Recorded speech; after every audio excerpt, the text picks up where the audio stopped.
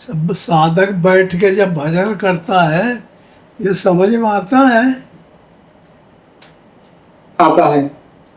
बस सब आ गया। वही है।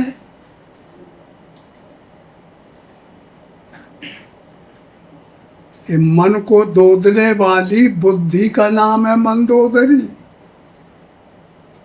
और मन का नाम है अहमन, अहंकार को अपने में संजोए है, इसलिए इसका नाम है मोह रावण। तो वो मोह रूपी रावण, या मन के अंदर मोह आ गया है, क्रोध, काम। तो मंदोदरी बुद्धि चाहती है कि इसके निकाल दे, और ज्ञान और वैराग्य परमात्मा की तरफ चले। यह मन परमात्मा के गुणगानों को गाए, उनकी तरफ चले, और माया की तरफ के साधकों को हटा दे। ये मंदोदरी कहते हैं बुद्धि को। मन को दोदती है, समझाती है, लेकिन ये मन मानता नहीं है। वो बुद्धि रूपी मंदोदरी का कहना यह मन रूपी रावण मानता नहीं है। उसका मन लग गया है मोह माया में, काम में मन लगा है, क्रोध में लगा है, लोभ में लगा है, मोह में लगा है, संसार की जितनी बातें उनमें सब में रंगा चगा है रावण। और राम का विरोधी है, सत्य का विरोधी है, असत्य में रहने वाला है। बुद्धि में सजातीय पार्टी में जो विद्या रूपी बुद्धि है वो सजातीय भावों में और विजातीय में दोनों में पैरेलल होती रहती है। बुद्धि न सजाती की है न विजाती की है। तो साधक जब भजन करता है तो साधन करने वाला साधक है। साधन क्या करेगा कि जितने दुर्गुण हैं उनको अपने अंदर से निकाले। माया के जो सदस्य हैं, मोह माया, काम, क्रोध, लोभ, मोह, इन सबको अंतःकरण से हटाए और ज्ञान, वैराग्य, शांति, संतोष, क्षमा, दया इनको लाए। तो ये जब आ जाएंगे तो परमात्मा प्रसन्न होके आ जाएगा। और जब वो माया के सदस्य रहेंगे तो परमात्मा उसके खिलाफ रहता है। वो उनका ऐसा कर्तव्य को नरक में ले जाएंगे। और ये वैराग्य, ज्ञान, धर्म, योग ये सब परमात्मा की तरफ ले जाते हैं। और अंतःकरण है, मन बुद्धि चित्त अहंकार को कहते हैं। और ये 5 तत्व का शरीर है जिसमें 10 इंद्रियां हैं। ये 10 इंद्रियां विषय का काम करती है।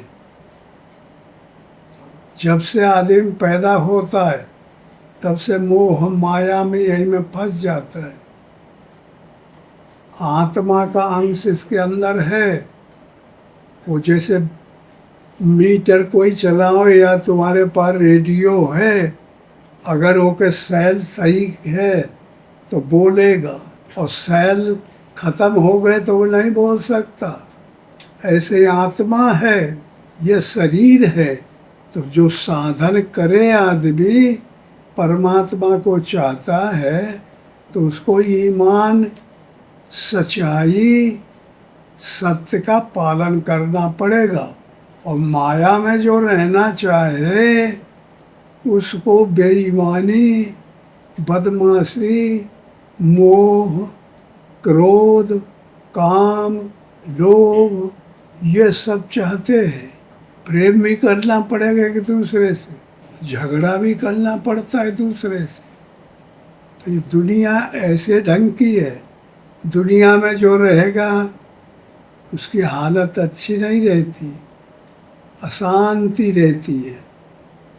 चाहे वो पैसा अधिक वाला धनी हो, चाहे वो गरीब हो, चाहे संपन्न हो, चाहे असंपन्न हो, हमेशा लेवल चढ़ता उतरता रहता है।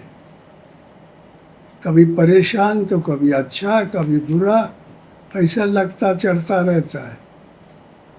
कभी सुख मिलता है माया से, कभी दुख मिलता है। सुख वो है जो सुख से विरोध, दुख का विरोधी तत्व है। दुख है तो सुख है, सुख है तो दुख है, एक दूसरे के ये उत्पादन करता है, एक दूसरे के पूरक है। और जो परमात्मा वाला सुख है वो तो अलौकिक है, उसकी कोई उपमा नहीं है, उसके विरोध में दुख नहीं रहता। इसलिए हर आदमी के अंदर सोचने की क्षमता है कि मुझे क्या करना चाहिए। इस संसार में मैं आया हूँ, को हम कथमेदम किम जा, मैं कौन हूँ, मेरा कर्तव्य क्या है। तो जो बौद्धिक स्तर से तो सजातीय भाव और विजातीय भाव इनके विश्लेषण जब करता है तो फिर उसको पता चल जाता है कि मुझे सत्य का पालन करना चाहिए, सुगति पाने की मेहनत करनी चाहिए। मैं परमात्मा का अंश हूँ, वो मेरे अंशी हैं। जैसे कहीं भी वर्षा होती है, बूंद गिरती है, तो वो पानी अंश है समुद्र का, और वो कहीं रुकता नहीं। चाहे जमीन सोख के ले जाए, चाहे नाली में चल जाए, नाली से बड़े नाला में, बड़े नाला से नदी में, नदी से फिर वही समुद्र में पहुंच जाता है। ऐसे ही आत्मा सबके अंदर है। ये सब ऐसे ही जैसे पानी अंशी में पहुंच जाता है, कहीं रुकता नहीं, ऐसे ही परमात्मा की तरफ सब लोगों का मूवमेंट है।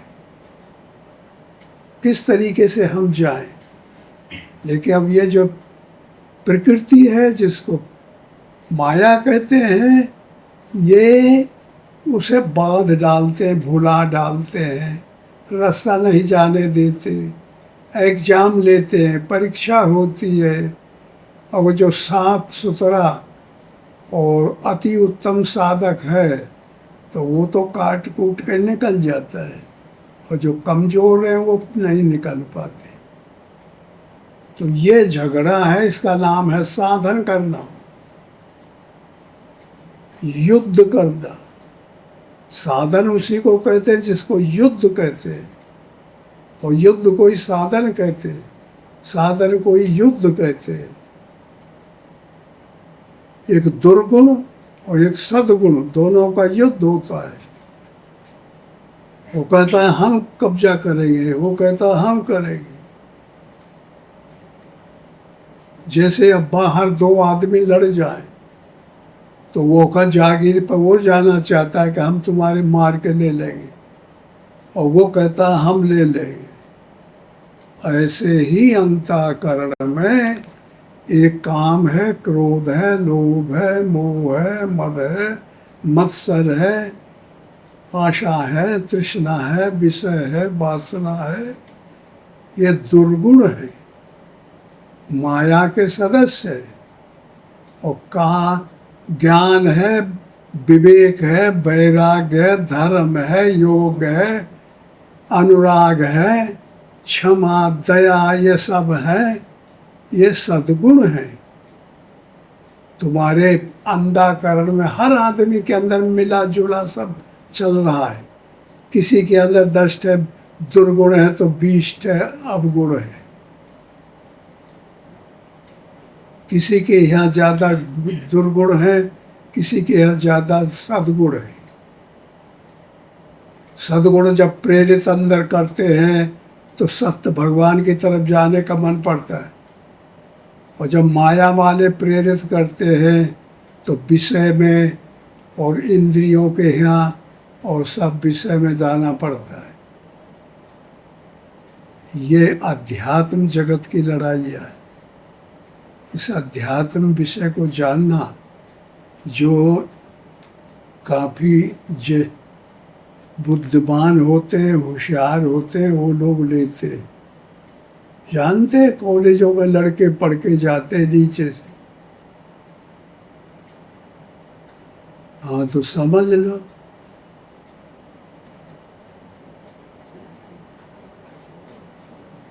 जो ये साधन का विषय है, सिद्धांत का जो विषय है, उसको बहुत कम लड़के लेते हैं।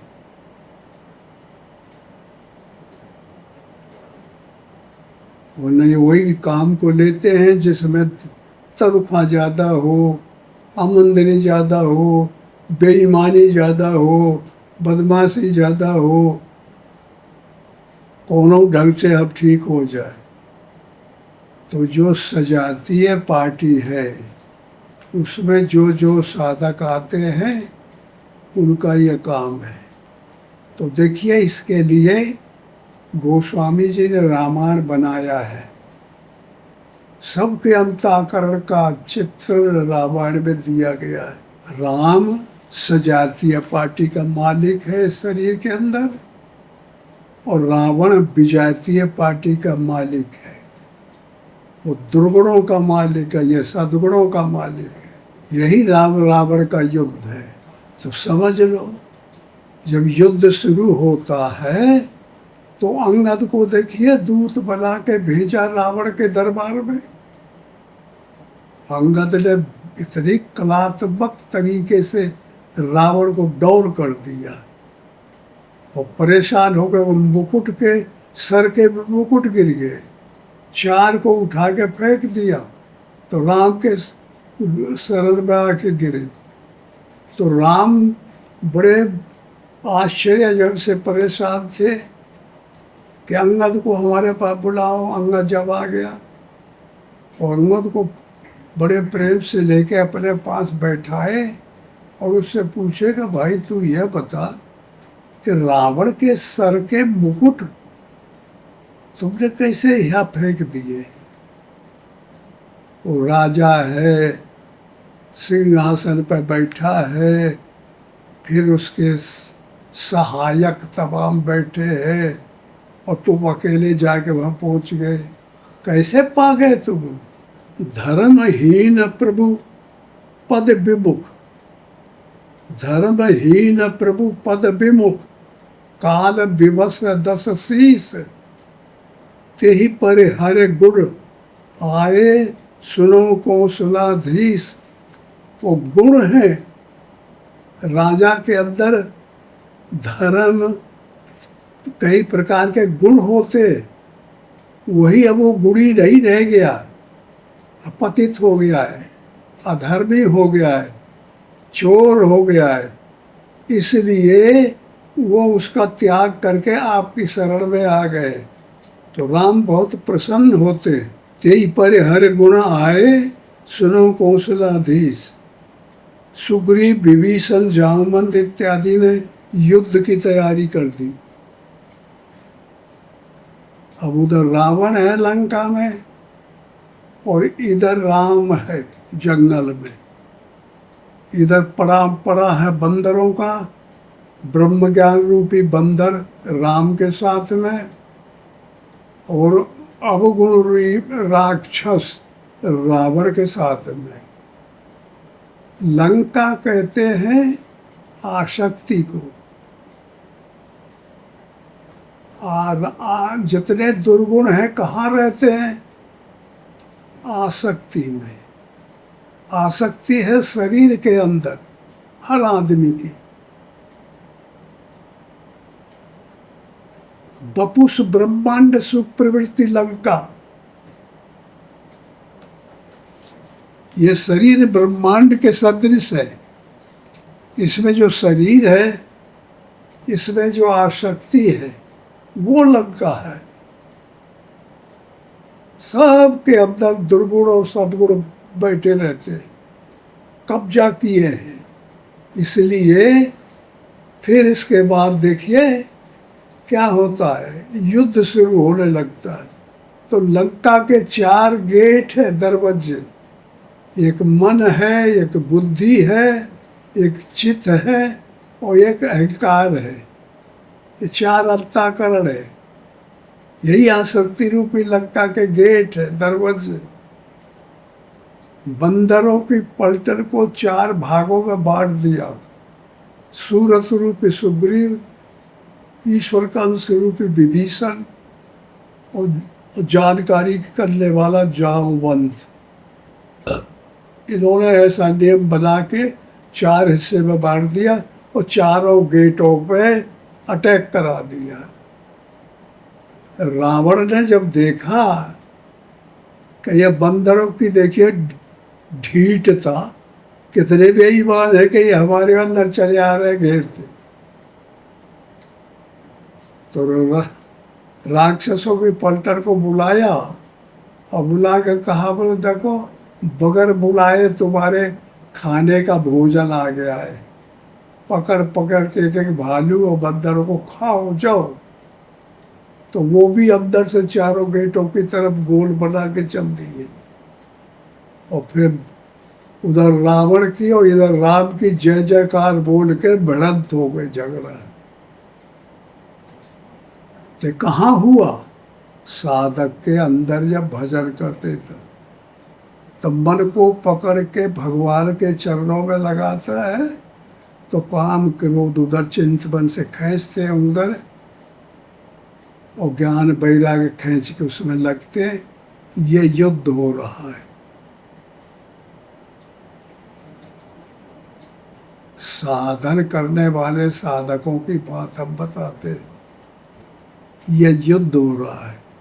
जब तुम ध्यान में बैठते हो तो समझ लो तुम्हारा मन नहीं लगता, ध्यान में मन रुकता नहीं। वाह नहीं रोकने देता, काम नहीं रोकने देता, क्रोध नहीं रोकने देता, लोभ नहीं रोकने देता। जो पहले चिंतन कर रही है, जिसमें आसक्ति तुम्हारी लगी है, वो कब्जा पा गया है, इसलिए वो दंड किए पड़ा है। और उधर हनुमान है बैराग, अंगद है अनुराग, धर्म है दधबल, नेम है नीलल, सूरत है सुग्रीव। ये सजातीय पार्टियाँ हैं। ये कब्जा करना चाहते, परमात्मा को पाना चाहते हैं। ये युद्ध है।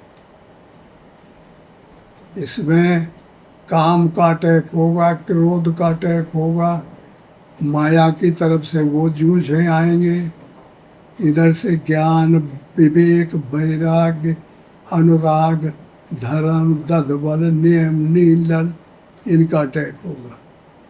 ये राम और रावण की युद्ध होगी।